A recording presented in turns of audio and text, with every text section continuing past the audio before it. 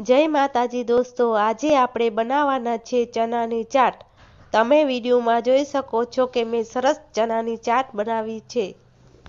તો હવે આપણે ચણા ચાટ બનાવવાનું શરૂ કરીએ। સૌથી પહેલા ચણા બાફેલા લેવાના છે। ચણાને બાફતી વખતે તેમાં મીઠું ઉમેરી દેવાનું છે।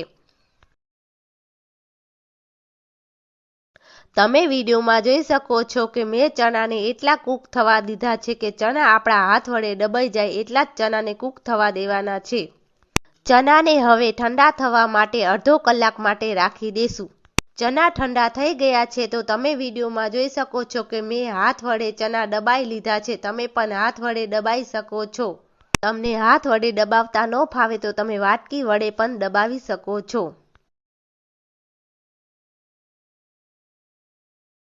ચણા હાથ વડે દબાઈને તૈયાર થઈ ગયા છે।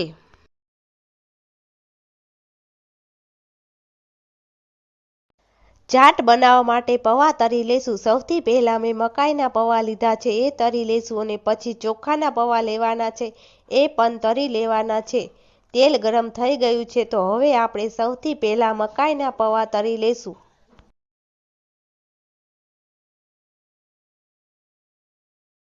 મકાઈના પૌવા તરાઈ ગયા છે તો હવે ચોખાના પૌવા તરી લેશું। ચોખાના પૌવા તરવા માટે ચાયણીનો ઉપયોગ કરશું। તમે વિડીયોમાં જોઈ શકો છો કે મેં ચાયણી લીધી છે। તમારી આગળ નાનો જારો હોય તો તમે તેમાં પણ ચોખાના પૌવા તરી શકો છો। ચોખાના પૌવા તરાઈ ગયા છે।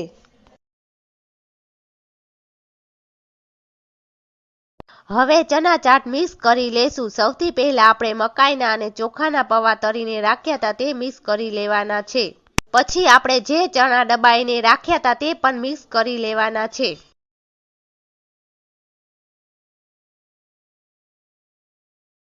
ચણા દાળ છે તે પણ મેં ઘરે બનાવી હતી, તે ચણા દાળ પણ આપણે ઉમેરી લેશું।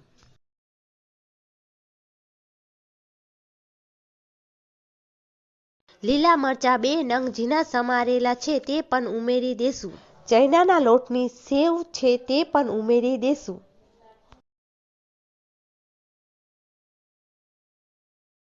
ઝીણા સમારેલા ટમેટા છે તે પણ ઉમેરી દેશું।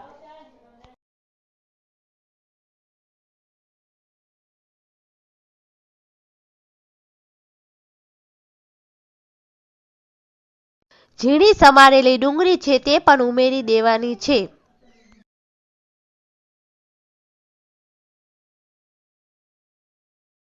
હવે આપણે ચાટમાં મસાલા ઉમેરી લેશું। સૌથી પહેલા સ્વાદ અનુસાર મીઠું ઉમેરી લેશું। 1 ચમચી કાશ્મીરી મરચું, અડધી ચમચી સંચર, અડધી ચમચી ચાટ મસાલો, 1 ચમચી ધાણા જીરું પાવડર, ગરમ મસાલો શાકમાં નાખવાનો અડધી ચમચી,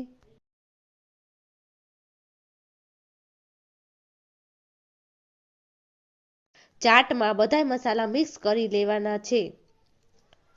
મસાલા મિક્સ કર્યા પછી મેં જે ઘરે આંબલીની અને ખજૂરની ચટણી બનાવીને રાખી હતી તે ઉમેરી દેશું।